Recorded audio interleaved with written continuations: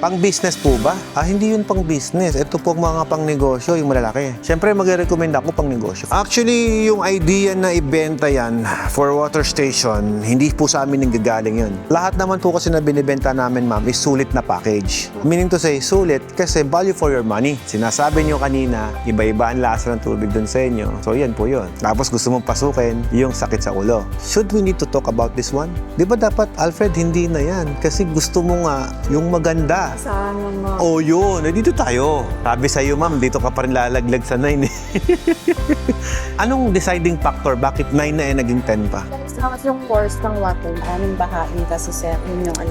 Yan ang problema si Sanidad eh. Yan ang problema kay Sanidad. Doon nanonood si Sanidad, maayos ka. Tayo masusunod, hindi siya. Ngayon, simple lang naman yan eh. Pag bumagsak sa water result, sa water analysis, ay decline niya yung permit ninyo kung babagsak.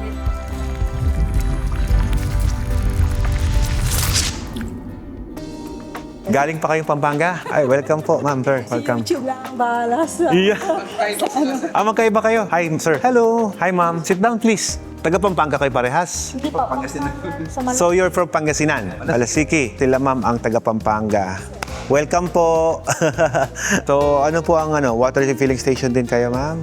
Yun. Anong package ang nagustuhan niyo, ma'am? Yung nakita kasi namin is 40. 40,000. Yung sunod ng sir, We have a different packages po kasi. If you see the water station na mura, ito po yun. Down payment is 45,000 pesos. I think ito yung nakita mo. Baka yung napanood mo na 42,000 pesos. That was a year ago. Yung maliit lang, Yung maliit. Yung pambahay. hindi pwedeng pangalan. Hindi po siya designed for business. 400 gallons per day. Hindi ko masuggest na pang negosyo yun, sir. Hindi kasi designed pang business. yung sunod ng sir. We have pang-business po ba? Hindi yun pang-business. Ito po mga pang-negosyo, yung malalaki. Siyempre, mag-recommend ako pang-negosyo. Kung sa negosyo nyo gagamitin. Although, yung ino-offer namin na mas malalaki, pang-restaurant pwede yun kasi mas malaki. For example, ito. Asan yung mga bulilit machine mo, boss? Pang-negosyo po lahat ang binibenta namin dito. Ngayon, ito po, mga RO system, pambahay lang po yun, yung napanood nyo. So, ito yung nakita nyo, 40,000.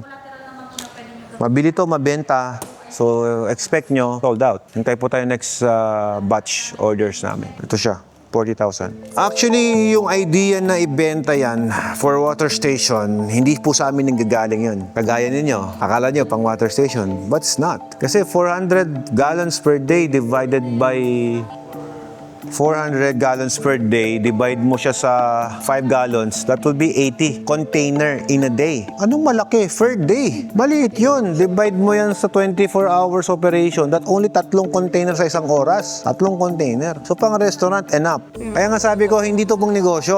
The idea is the viewer na nag-iisip na 400 gallons is gallons capacity per day. 400 gallons per day. Pero kung kukumpitin mo, there's only 3 containers every hour. Technically, pag inisip mo, pwede. Pwede naman talaga. Wala naman pipigil sa'yo eh. But it's not for business. Ako na nagsasabi. O yung package naman na pang business, na Ito yun. recommend ko sa amin sir, Package 9, recommended. na hindi siya masyadong ganun kataas. Sulit po yan, hindi yan mahal. Sa presyo po niyan, it's 448,000. Kapag cash. Ito na yung susunod mong yung hindi masyadong mataas. Lahat naman po kasi na binibenta namin, ma'am, is sulit na package. Meaning to say, sulit kasi value for your money, di ba? So, hindi mo sabing mahal, ano ba binibili mong mahal? So, technically po, ito po, kung titignan mo sa presyo, 448, mahal. Pero, ano yung inclusion? So, masasabi ko, sulit. Hindi kagaya ito. For example, you buy this one, package 1.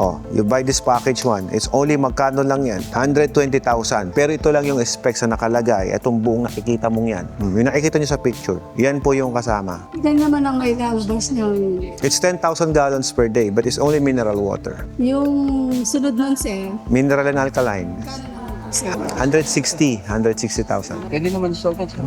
Ano yung alkaline sir? Parang kayo pa lang narinig.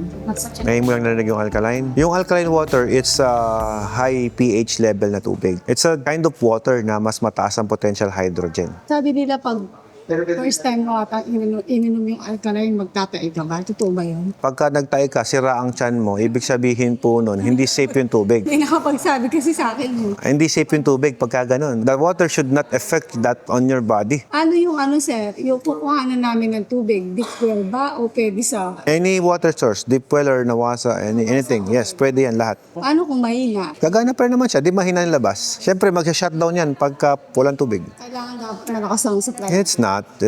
Ang kailangan mo lang, lagyan mo ng tubig yung tangke ko. Kung kaya mo lagyan ng tubig, meron tayong ipoprocess na tubig. Yung bang 400, nakakapaglabas ng distilled water yun? Yes. Yung 400 plus, may distilled mineral, alkaline. Wala siya mineral, sir. Walang mineral. Kaso yung taga sa amin, sir, sanay na sila sa mineral eh. Yan, akala mo. Ito nakikita ko, ma'am, medyo kulang ka pa sa research. I think yung mineral na akala mo, mineral, that is purified water. Ako lang nagsasabi sa'yo. Pinaka yung purified. Technically, hindi. Kasi mahal ang process niya. Kasi kami nagbebenta talaga kami, sir. Nang? Purified. So, ang magdi-deliver sa amin, actually, kung dito kami nagtitinda, ang magdi-deliver sa amin sa kabilang baril. Bilang ibayo pa. Ang di-deliver niya sa amin, 2 beses sa isang linggo, 50 pieces na galon. 2 beses, gano'n ako mag-dispose ng... Ng tubig. Ang package niya sa akin is 20 per gallon. Tapos, kung mag-order ako ng 25, libre yung dalawa, 23 lang ang babayaran ko. Tapos, 20 pesos lang ang sinisingil niya sa akin. So, sa isang linggo, nakakapag-order ako ng 50 gallon. Ngayon, nakapag-decide ako dahil dun sa kinatitirikan ng tindahan namin, walang water station. Okay. Baga lumilipat pa lang sila sa kabilang Ibayo. para Okay. magpa-deliver. Okay. So, ang magiging mamumunan, yung uncle niya nga. Si Uncle. Okay. So, sabi niya, sige, kasi kasuhin mo, puntahan nyo. Business tayo ng mineral. At the same time, yung mga apartment, isusupplyan na lang namin yung mga apartment. So, ngayon, eto yung pumasok sa isip niya, yung 40K. Kala mo lang yun. Wala akong sinabi sa video ko na pwedeng, boss, wag mo kung wala akong sinasabi sa video ko na pwedeng gamitin sa negosyo yan. Pero again, hindi kita pwedeng mapigil whatever you want. Gusto mo magnegosyo na yun ang gamit mo, then deal with it. At least nasabi ko sa'yo na ito lang yung kaya mong ibenta. Sabi ng wife mo, nakaka-50 container kayo daily, a week. Oh. Sa isang linggo, 50. Sa isang oras, kaya mo maglabas, 3 lang. Wala, bitin na bitin ka. Wala na naiintindihan yung sir na gano'n. Kasi 400 gallons per day eh. Kung nagdi-deliver ng tubig sa atin, magtanong ka. Pero dahil matagal na kami nagtitinda ng water, iba-iba talaga lasa. Nakatatlo na kami na... Iba-iba lasa eh, hindi dapat ganun. Ba't iba-iba lasa? Kami sir na pinagkuhanan. Ah. Yung isa may nagre-reklamo. Siyempre, yung customer ang magsasabi, hindi naman din kami. Yung pangalawa, nilalanggam daw. Yung pangatlo, dito kami nagtagal dun sa pangatlo. Kaya napansin namin, lahat ng nakatira sa amin, Yun yung gusto. Oh, i-check mo ngayon yung pangatlo. Yung pangatlo, purified yun. Hindi yun mineral. may pera yung nag-deliver talaga. May pera. Grabe na, may pera. Pag may pera, ganun, purified. Baka machine nun, Watermax yung machine nag-deliver sa'yo. Pero may customer na kayong taga-amin. Oo. Sino? Hindi ko alam. Wala kayong idea kung sino yung mga nando. Bakit ko sasabihin? I need to protect my client, ma'am. Sorry. Ay, di ko tuturo. Pero meron na rin doon sir. Of course, nationwide kami, ma'am. Hindi naman po kami first time magnegosyo niyan. We're already 18 years sa industry. Paano siya kung mag-ano kami? Ano na kami? Nagbibili na. Ay, di ba, magbabayad na kayo, bibili na kayo eh. Ito sir, ilan ang may lalabas dito? 10,000 gallons per day. But then again, it's mineral and alkaline water. At sinasabi nyo kanina, iba-iba ang lasa ng tubig dun sa inyo. So yan po yun. Iba-iba lasa, ma'am. Iba-iba lasa. Tapos gusto mong pasukin yung sakit sa ulo. Mineral at saka alkaline. Yun. Ma'am, iba-iba lasa. Bakit ka papasok sa iba-iba lasa? Gusto mo ba yun, iba-iba lasa? Ito yung sinasabi nila, pag deep well, mas okay daw siya. Hindi, nasa makina po. May makina ka, tapos parehas ang lasa sa deep well. Tinong gagawa? Kami. Maintenance kayo, pero kami ang gagawa. Itong sunod na package sir, ano yun? Fully automatic mineral alkaline. Kano naman ko sir? Ayan po yung presyo, ma'am. 210,000. Again, ma'am, iba-iba lasa. Pag-uusapan pa ba natin yan? Ma'am, nasa tubig industry ka na. You know the experience already. Should we need to talk about this one? Di ba dapat, Alfred, hindi na yan? Kasi gusto mo nga yung maganda. Sana mga... Oh, yun. Eh, dito tayo. Ikaw naman mo, pinapahaba mo usapan. Doon na agad sa Ah, di ba, sir? Rekta mo na. So, masarap na. Hindi naman sa ano yan, distill, pwede sa mga bata. Lahat, ma'am. From baby, bagong silang, bagong panganak, hanggang lolo, pwede. Payment, may installment kami. Ayan. Magkano yung first payment? Syempre, down payment tayo. Pwede sa pag-ano, tapos tatawag lang kami. Pwede po. Hindi kami na quotation. Pwede po. Ito na po. Actually, andito na lahat ang detalyeng kailangan mong malaman. Yung first payment, sir, magkano? Yung sa sinasabi niyo. First payment, bali, wala naman po kami first payment eh. Kung gusto mong mag-down ka. Kung gusto mong mag-reserve ka. Tapos, sir, kayo yung pupunta. Yes. Kaso, siyempre, ayusin pa namin Yes. yung tinda. Tama. May partnership na magaganap. So, kung payment lang ang pag-uusapan, madali lang yun eh. Pwede ka na magbayad anytime eh. Di ba? Ngayon, ang tanong, anong gagawin after? Bank transfer ka naman. Pwede po. Bank transfer, pwede. Pwede kayong mag-reserve. Pwedeng mag-down. Kapag nag-down, lilinan na namin kayo. Kalahati po. Kalahati ng 400. Kalahati po, yes. Tapos pa-install na siya noon. Pwedeng installment. Magkano yung payment? Doon na tayo sa maganda. May kang ano yun. Sabi sa iyo, ma'am, dito ka pa rin lalaglag sa 9 eh. Ito, down payment po niyan, 210. Ang monthly mo sa isang taon, 22,333. Kung gusto mo naman, mas malaki ang down payment, kalahati, down payment ka ng 244,000, monthly mo, 9,750 lang. Lahat naman po nito, ma'am, yung sinasabi ko sa'yo, nakapost sa social media namin, nakapost sa website. So, kung hihingan mo pa ako ng quotation, ma'am, ito na po, ma'am. Nakadiretso na po, ma'am. Oo. General yan. Kumbaga, Pwede wala. picturean, sir. Sure, of course. Pinopost nga namin eh. Pwede namin isend sa inyo yung PDF. Kasi Napalusog. Parang may away.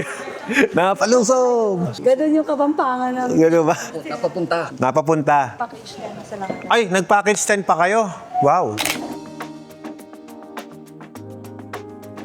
Ma'am, thank you so much. Bossing, thank you so much. Nice meeting you po. Salamat po sa tiwala. So, package 10 na po kayo. Oo, sir, kasi maalat po yung tubig. Parang kayo pa lang po ang naka-package 10 doon. Parang kayo po ang pinaka-social na water station doon. Wow. Sir, mag-boom. Magbo-boom yan, ma'am. Tulungan lang. Naging package 10 po. Anong deciding factor? Bakit 9 na naging 10 pa? Dahil sa yung force ng water. Alat daw. Sobrang alat na. Kanina ba tubig sa Paniki? Well, first time ha? Kasi sa totoo lang, maganda tubig ng Paniki. Paano nangyari? Maganda po yung isang tubo, pero kasi sabi ng sa sanidad, kailangan 2 tubo. Kaya yung 2 tubo, yun po yung maalat, sir. Yung 2 tubo. Hindi na pwedeng ilalim? Yung unang deep well nila, sir, okay po, pero pag maalat. And then yung nawasan naman sila, sir, mas maalat pa yung nawasan nila kaysa sa deep well. And then nagpabago din po sa deep well, mas maalat na naman. Gaya ng San Carlos natin, sir. Ilang ppm? 567. Oh, man. Times 10. Oh, pakaalat. 2 tubo, gano'n na? Yung ibang mas malalim? Hindi namin na-try, sir. Paniki? First time yan, ha? Gano'n nakasira ang, ang kalikasan pala doon sa inyo? Yung water table, sira na, no? First time yan, ma'am. Kasi yung mga nakikita namin doon, yung matitest namin sa Paniki, maayos pa naman. Then upgraded into plastic cleaner. Masisira yun pagka hindi namin in-upgrade. Kung nilaliman, nag-try kayo, hindi pa. Pa kami Sa kapitbahay, wala mang ganun, sir. Kasi yung isang tubo, okay na sa amin, eh. ba't hindi isang tubo na lang? Kasi nung sanidad, since malalapit ang bahay, kailangan medyo malapit. Tsaka lalo doon sa aming bahain kasi, sir, yun yung ano. Yun ang problema si Sanidad eh. Siya mismo hindi alam eh. Yung isang tubo maalat. No. O di dun tayo. Ganito na lang gawin natin. Huwag mo nang sundin si Sanidad. Basta sinunod mo na yung 2 tubong request niya. Yes. Tapos gamitin natin pa rin yung isa. Gamitin natin yung isa. Yan ang problema kay Sanidad. Doon nanonood si Sanidad, maayos ka. Hindi kasi papalalimin. Kasi yung logic thinking niya na baka contaminated. Kasi maraming bahay. Which is hindi naman niya alam kasi anong makina, anong machineries. Ngayon, nabigyan mo ko ng tubig maalat. Di mas mahirap i-filter yun. Nasira pa ni Sanidad yung water table ninyo. Na supposed to be dapat, ang water table natin, yung fresh water na iniinom, dapat yun yung iniingatan natin. Yun po ang suggestion ko. So kahit si Sanidad, pinabaon na malalim, gagamitin natin yung mababaw. Tayong masusunod, hindi siya. Ngayon, simple lang naman yan eh. Pag bumagsak sa water result, sa water analysis, di-declare niya yung permit ninyo. Kung babagsak, kung pasa.